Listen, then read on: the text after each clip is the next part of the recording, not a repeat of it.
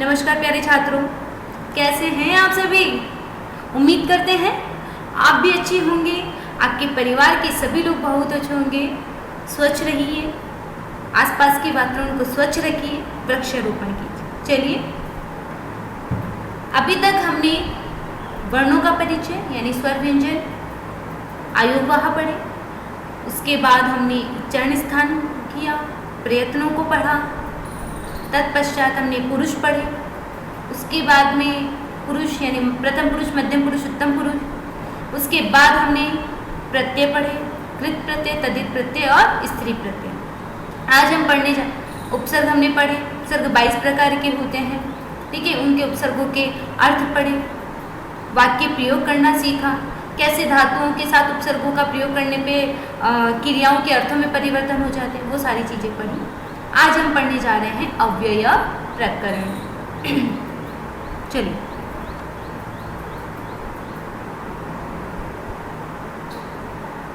न व्येति इति अव्ययम्। न व्येति इति अव्ययम् अर्थात जिस शब्द का कोई व्यय अर्थात रूपांतर नहीं होता। हम आपको कई बार बता चुके हैं, हमने पुस्तक पढ़ाया तब भी आपको बताया। ग्रामर में जैसे एक अपी उपसर्ग आया था, उसमें भी एक अपी था जिसमें लिखा हुआ था कि ये भी होता है। तुमुन प्रत्यय बताया, एक तुआ प्रत्यय बताया, लेप प्रत्यय बताया, वहाँ बताया कि वो अव्यय बन जाते हैं। अव्यय से तात्पर्य यह है कि वह किसी लिंग, पुरुष इत्यादि में चेंज नहीं होते हैं, वो फिक्स रहते हैं। जैसे स्वर को आप चेंज नहीं कर सकते हो, उसी प्रकार आप व्यंजन अव्यय को चेंज नहीं कर सकते। व्यंजन को आप चेंज कर सकते हो। व्यंजन में आपने अ स्वर लगाया, आ स्वर लगाया, ई स्वर लगाया, दीर्घ ई स्वर लगाया तो उसमें परिवर्तन आ जाता है, किंतु स्वर में कोई परिवर्तन नहीं आता। स्वर स्वतंत्र होते हैं, उनका खुद का एक अस्तित्व होता है। ए का अर्थ ऋस्व अ और दीर्घ ई दोनों ही होता है, इसलिए अ में भी कोई परिवर्तन नहीं होता है, ई में कोई परिवर्तन नहीं होता। जिस प्रकार स्वर का खुद का एक अस्तित्व होता है, वो किसी के साथ लगकर चेंज कर देते हैं। जैसे क में ए मिला तो क में आ मिला तो का में ई मिला तो की बन जाता है। वो किसी के साथ जुड़कर परिवर्तित हो जाते हैं, लेकिन अ में कुछ और जुड़कर वो परिवर्तन नहीं हो सकता। अस्वतंत्र है, स्वर स्वतंत्र होते हैं, उनका खुद का एक अस्तित्व होता है। उसी प्रकार जो हमारे अव्यय हैं ये खुद में अपना अस्तित्व बनाए रखते हैं। इनमें आप किसी लिंग का, किसी पुरुष का, किन्हीं विभक्तियों का, किसी वचन का प्रयोग करके उसमें कोई परिवर्तन आप नहीं कर सकते। अव्ययों के विषय में कहा गया है कि सदृशम त्रिषु लिंगेषु सर्वासु च विभक्तिषु वचनेषु च सर्वेषु यत् न व्येति तद् अव्ययम्। अर्थात अव्यय शब्दों के तीनों लिंगों, सातों विभक्तियों और तीनों वचनों के रूप में कोई परिवर्तन नहीं होता, वे सदैव एक समान रहते हैं। अव्यय अविकारी शब्द होते हैं। अव्ययों को ही निपात भी कहा जाता है। अव्ययों को ही निपात कहते हैं। अव्यय के निम्नलिखित 4 भेद होते हैं। फिर से परिभाषा बोलते हैं, अव्यय शब्दों के तीनों लिंगों, सातों विभक्तियों या तीनों वचनों में कोई परिवर्तन नहीं होता। 3 लिंग, स्त्रीलिंग, पुल्लिंग, नपुंसकलिंग, सातों विभक्तियां प्रथमा, द्वितीय, तृतीय, चतुर्थी, पंचमी, षष्ठी और संबोधन। तीनों वचन, एक वचन, द्विवचन और बहुवचन, कोई परिवर्तन नहीं होता है। अव्यय अविकारी होते हैं। अविकार यानी जिसमें कोई विकार नहीं होता है, जिसमें कोई परिवर्तन नहीं होता है। जो अव्यय होते हैं वो अविकारी शब्द होते हैं और अव्ययों को ही निपात भी कहा जाता है। अव्यय के 4 भेद होते हैं, पढ़िए। फिर से पूछेंगे, अव्यय का दूसरा नाम क्या है? निपात। अव्यय कैसे होते हैं? विकारी, अविकारी, अविकारी। अविकारी से क्या तात्पर्य है? जिसमें कोई विकार, जिसमें कोई परिवर्तन नहीं आए, वह अविकारी कहलाते हैं। उपसर्ग कितने अव्यय कितने प्रकार के बताए गए हैं? 4 प्रकार के। देखो, पहला है उपसर्ग एवं गति। उपसर्गों की तरह ही कुछ शब्द, नाम, पदों के पूर्व में लगकर एक विशेष अर्थ का ज्ञान कराते हैं, उन्हें गति कहते हैं। उपसर्ग की तरह ही कुछ शब्द, नाम, पदों के पूर्व में लगकर एक विशेष अर्थ का ज्ञान कराते हैं, उन्हें गति कहते हैं। जैसे स्वी बराबर स्वीकारः, स्वीकृतम। उपसर्ग की तरह ही कुछ नाम पदों के पूर्व में लगकर एक विशेष अर्थ का ज्ञान करवाते हैं, उन्हें गति कहते हैं। जैसे स्वी के साथ कार लगाया तो स्वीकारः, स्वी के आगे कृतम लगाया तो स्वीकृतम। प्रादुर्भावः, ये जो विसर्ग था ना, विसर्ग, इस विसर्ग को विसर्ग संधि से र में परिवर्तन करेंगे। और हमने आपको बताया था कि जो अर्ध र होता है वो बाद वाले व्यंजन पे चढ़ जाता है। जो र होता है अर्ध र, यानी जो हलंत्यम र होता है वो बाद वाले व्यंजन के ऊपर चढ़ जाता है। तो ये जो विसर्ग था प्रादुः, ये विसर्ग का क्या बन गया? ये र। भाग के ऊपर जो र दिखाई दे रहा है वो विसर्ग है। ठीक है। प्रादुर्भावः, प्रादुर्भवति। सत से बना सत्कारः, सत्करोति। साक्षात का बनेगा साक्षात्कारः, आविष्कारः, आविर्भावः। तिरः से बना तिरस्कारः, तिरोभावः। Concept clear? उपसर्ग एवं गति। गति कैसे होते हैं? उपसर्ग की भांति होते हैं, जो शब्दों के आगे जुड़ के क्या करते हैं? एक नवीन अर्थ का, एक विशेष अर्थ का ज्ञान करवाते हैं। जैसे स्वी के आगे कार जोड़ा तो बना स्वीकार है, स्वी के पीछे कृतम जोड़ा तो बना स्वीकृत है। प्रादुः के पीछे भाव जुड़ा या भाव के आगे प्रादुः जोड़ने पर बना प्रादुर्भाव है। भवती के आगे प्रादुः जुड़ने पर बना प्रादुर्भवती। कार के आगे कार के आगे सत जुड़ने पर बना सत्कार है। इसी प्रकार बना सत्करोति। साक्षात्कार है, आविष्कार है, आविर्भाव है। तिरः से बना तिरस्कार है, तिरोभाव है। क्लियर हो गया? चलिए आगे चलिए। समुच्चय बोधक अव्यय।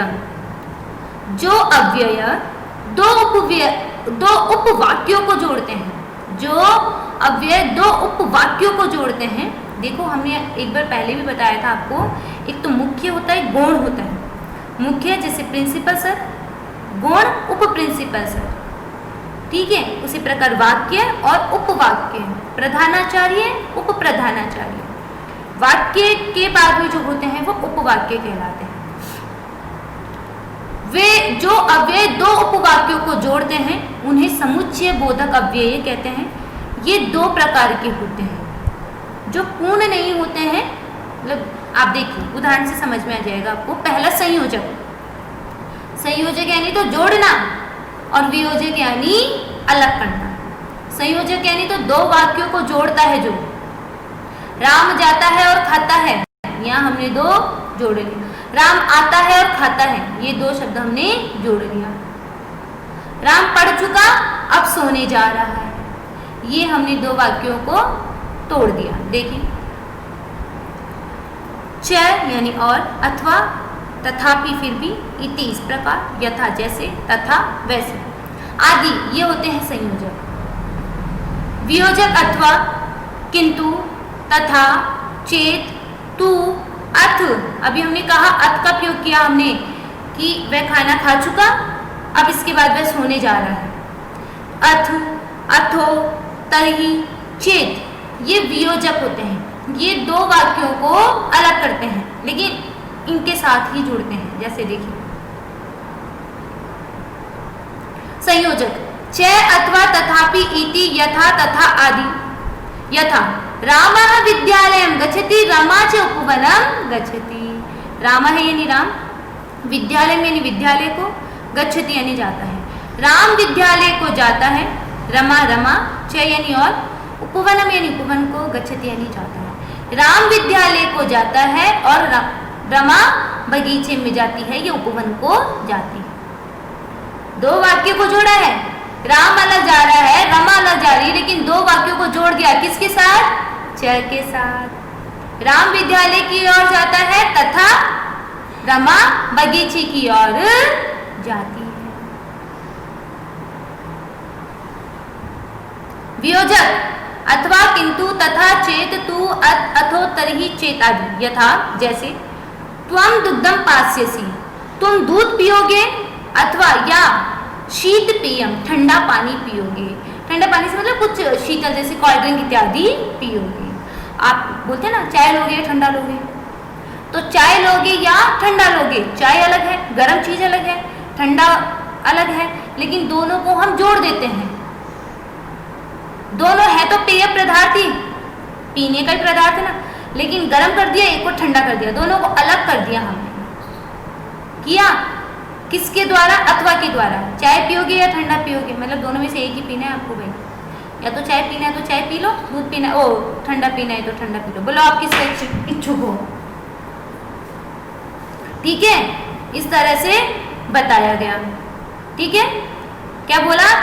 त्वम दुग्धम पास्यसि, तुम दूध पियोगे अथवा शीत पेयम ठंडा जल पियोगे। नेक्स्ट, विस्मय बोधक मनोविकार सूचक अव्यय। मन में तत्काल उठने वाले भावों जैसे हर्ष, शोक, घृणा, आश्चर्य आदि का बोध कराने वाले शब्द विस्मय आदि बोधक कहलाते हैं। मन में तत्काल उठने वाले भावों जैसे हर्ष, शोक, घृणा, आश्चर्य आदि का बोध कराने वाले शब्द विस्मय आदि बोधक कहलाते हैं। अर्थात वाक्य में इन अव्ययों का प्रयोग करने पर कर्ता, क्रिया अथवा कर्म में से कोई संबंध नहीं होता, जैसे हा, हंता, धिक, किम, आई, हे, भो, अरे, रे, आहा आदि। विस्मय बोधक या मनोविकार सूचक अव्यय क्या कहलाते हैं? मन में तत्काल उठने वाले भाव जैसे हर्ष, शोक, घृणा, आश्चर्य आदि का बोधक कराने वाले विस्मय बोधक कहलाते हैं। अर्थात वाक्य में इन अव्ययों का प्रयोग करने पर कर्ता, क्रिया तथा कर्म से कोई संबंध नहीं होता। जैसे हम हवा लगाते हैं, हे राम, अरे राम रुको, तो बोलेंगे भो रामः रुको, तिष्ठतु। या आपने बोला अहो, अरे कितनी गर्मी है, अहो बहु उष्णः अस्ति, अतो बहु उष्णः अस्ति, अरे कितनी सर्दी है, अहो बहु शीतम अस्ति। धिक्कार है तुम्हें, धिकम त्वम असि, धिक त्वम असि, धिक्कार है तुम्हें। तो इन अर्थात वाक्य में इन अव्ययों का प्रयोग करने पर कर्ता, क्रिया तथा कर्म से कोई संबंध नहीं होता है। चले, तो तीन उपसर्ग हमने पढ़े, तीन अव्ययों के प्रकार हमने पढ़े, उपसर्ग एवं गति, समुच्चय बोधक अव्यय और विस्मय बोधक अव्यय। क्लियर? आगे चले। नेक्स्ट आपका क्रिया विशेषण अव्यय।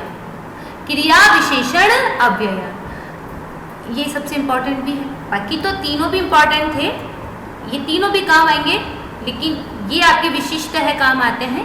ठीक है, जिन शब्दों से क्रिया के काल, स्थान आदि की विशेषताओं का बोध होता है उन्हें क्रिया विशेषण अव्यय कहते हैं। इनसे यह ज्ञात होता है कि क्रिया कब, कहां से, कैसे और क्यों हुई है। जिन शब्दों से क्रिया के काल, स्थान आदि की विशेषताओं का बोध होता है उन्हें क्रिया विशेषण अव्यय कहते हैं। इनसे यह ज्ञात होता है कि क्रिया कब, कहां से और कैसे तथा क्यों हुई है। जैसे अत्र यानी यहाँ, तत्र यानी वहां, श्वः यानी आने वाला कल। इनके प्रत्येक के अर्थ आपको याद होने चाहिए। आपको अव्यय पढ़ने का आनंद तभी आएगा जब इनके सबके अर्थ आपको याद होंगे। ठीक है, अव्यय की अपनी परिभाषा दे दी कि अव्यय अभिकारी होते हैं। ठीक है, उसके अलावा इन्हें निपात भी कहते हैं। ये परिभाषा देने के बाद में आपने अव्ययों के 4 प्रकार बता दिए। तत्पश्चात आपको ये क्रिया विशेषण जो अव्यय है ना, इनके अर्थ पूरे अच्छे से याद होने चाहिए। याद मतलब आपको याद ही होने चाहिए, ठीक है। श्वः यानी आने वाला कल, बहुधा यानी बहुत बार, इसीलिए हम इसका 3 से 4 बार रिवीजन करेंगे। कुत्र या क्व दोनों का एक ही अर्थ होता है कहाँ।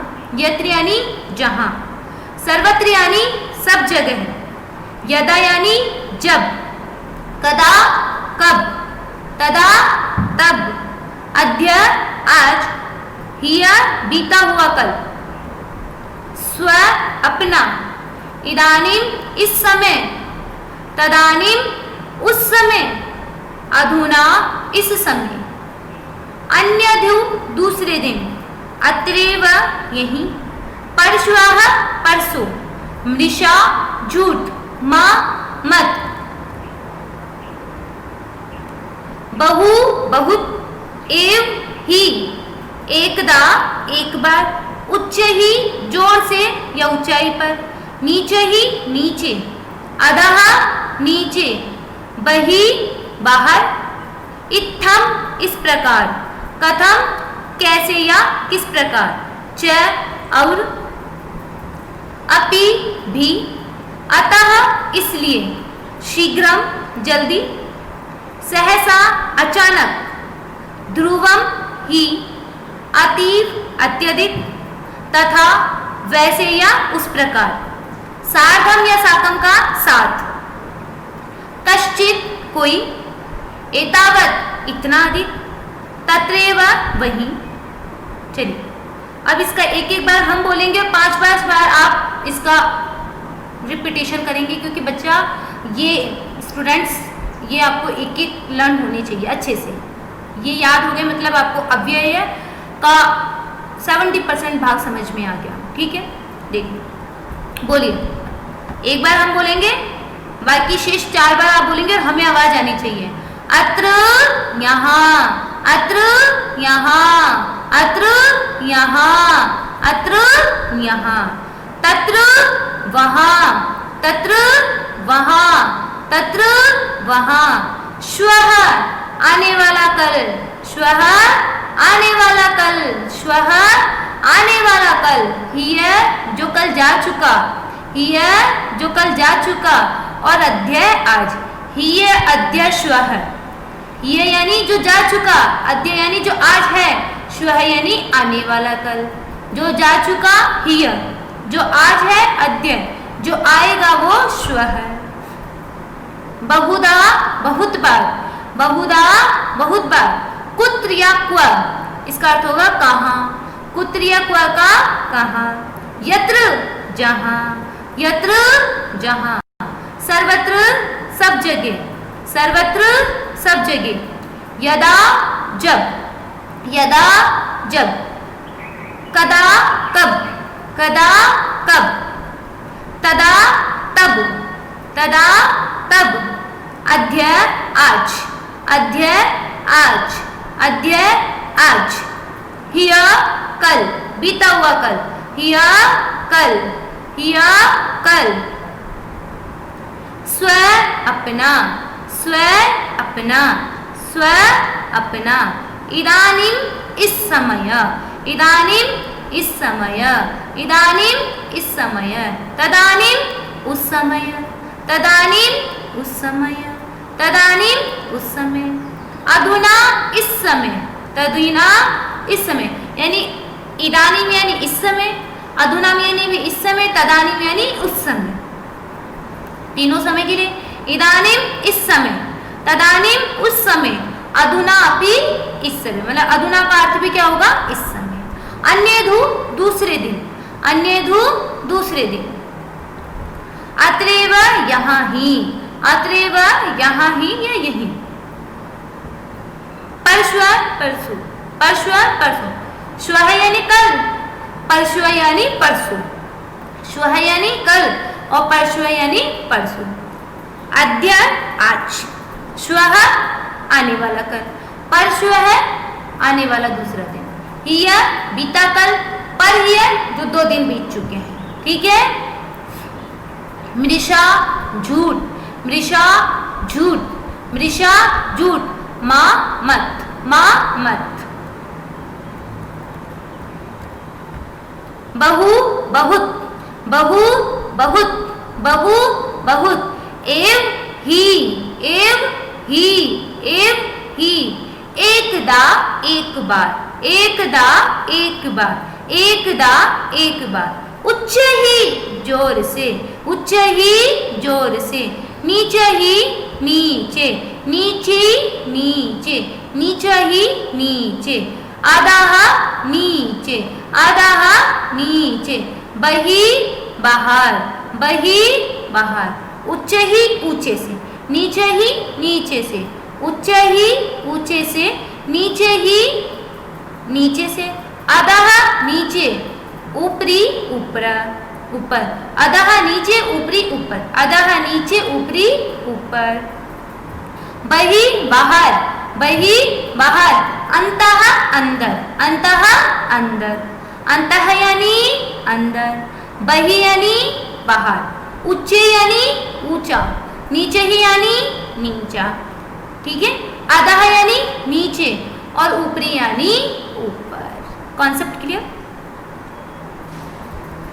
इत्थम यानी इस प्रकार, इत्थम यानी इस प्रकार, इत्थम यानी इस प्रकार, इत्थम इस प्रकार, कथम कैसे, कथम कैसे, च यानी और, च और, अपि भी, अपि भी, अतः इसलिए, अतः इसलिए, अतः इसलिए, शीघ्रम जल्दी, शीघ्रम जल्दी, शीघ्रम जल्दी, सहसा अचानक, सहसा अचानक, सहसा अचानक, ध्रुवम ही, ध्रुवम ही, अतीव अत्यधिक, अतीव अत्यधिक, तथा वैसे या उस प्रकार, तथा वैसे या उस प्रकार, सार्धम या साकम का साथ, सार्धम या साकम साथ, सार्धम या साकम साथ, सह यानी भी साथ, कश्चित